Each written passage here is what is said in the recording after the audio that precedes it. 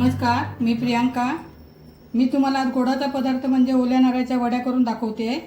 या वाटीने मी 2 वाटी हे खोबरं घेतलेलं आहे, ओलं खोबरं, आणि अर्ध घ्यायचं। 2 वाटी खोबरं आहे, 1 वाटी मी साखर घेतली आहे, तूप घेतले थोडंसं आणि वेलची पावडर।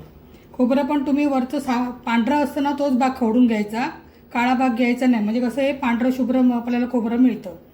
ते आता मी तुम्हाला दाखवते कसं बनवायचं, चव कसा बनवायचा। थोडंसं तूप टाकते मी,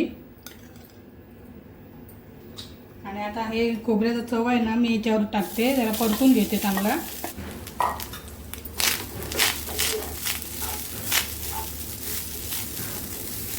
मंद याच्यावर करायचं, खोबऱ्याचा कलर बदलला नाही पाहिजे नारळाचा आपल्या।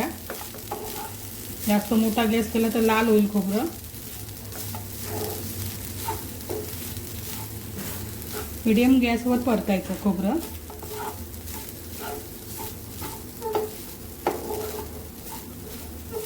तर मी साखर टाकते 1 वाटी। आता थोडा गॅस मीडियम करायचा।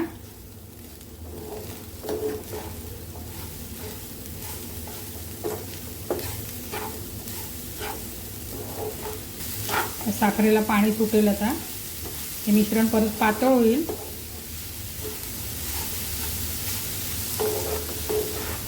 अगदी सोपे आहे त्या वड्या करायला।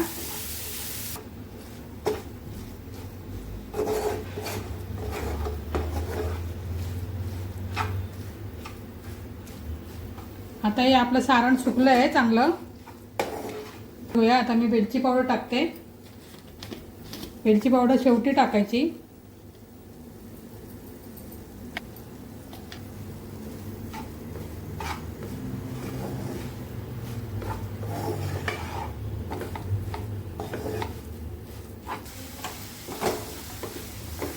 आता आपलं हे सारण चांगलं झालं आहे, साखर चांगली विरघळली आहे, आता झालं आहे चांगलं, सुकलं आहे चांगलं।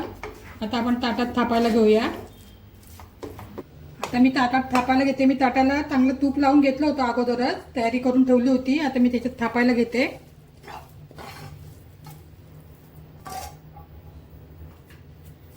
ते गरम असतानाच थापायचं चांगलं।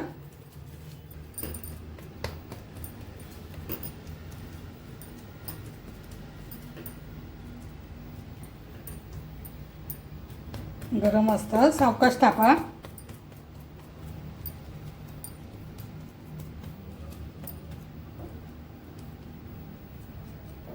आता मी चांगलं व्यवस्थित तुम्हाला थापून वड्या कशा पाडायच्या ते दाखवते।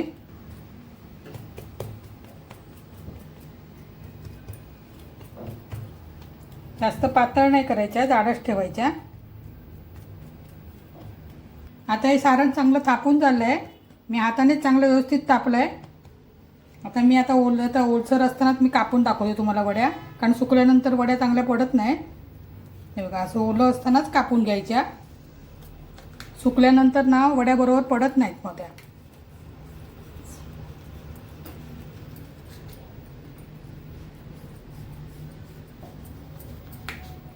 तुम्ही नक्की करून बघा, करायला अगदी सोपे आहे। प्रमाण व्यवस्थित घेतलं ते व्यवस्थित होणार त्या। 2 वाटीला मी 1 वाटी साखर घेतली आहे। तुमचं जसं प्रमाण असेल तसं तुम्ही घ्या। 1 वाटी खोबरं असेल तर मग अर्धी वाटी साखर घ्या।